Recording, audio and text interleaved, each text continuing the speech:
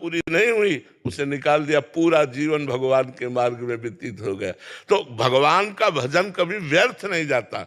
जैसे श्री राजर्षि भरत जी भगवान ऋषभ देव जी के पुत्र हैं, बड़े योगी महात्मा हैं, अपने भगवान की प्राप्ति के लिए राज्य को त्याग दिया, रानियों को, पुत्रों को, परिवार को त्याग दिया और गंडकी नदी के किनारे एकांत में भजन कर रहे थे। एक दिन वो गंडकी नदी में भगवान सूर्य को अर्घ दे रहे थे तो एक घटना घटी।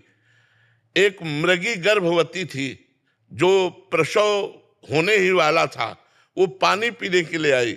इतने में पीछे से सिंह ने दहाड़ की, अब वो भयभीत होकर के छलांग मार दी गंडकी नदी में। तो वो बच्चा योनि से धारा में गिर गया और वो गिरी और मर गई। भरत जी ने दृश्य देखा, माँ तो उसकी मर गई और ये बच्चा बहता हुआ जा रहा है। दौड़ पड़े, उस बच्चे को उठा के लाए।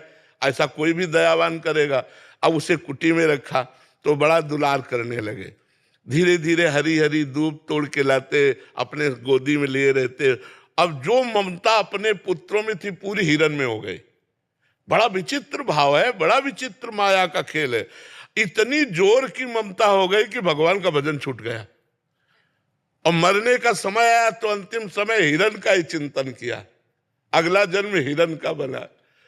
फिर इतना भजन किया हिरन के शरीर में कि तीसरा जन्म ब्रह्मबोध संपन्न जड़ भरत जी के रूप में हुआ।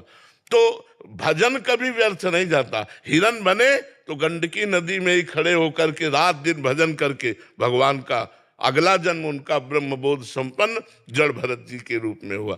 तो ऐसा नहीं कि भजन करने वाला कभी व्यर्थ हो जाएगा।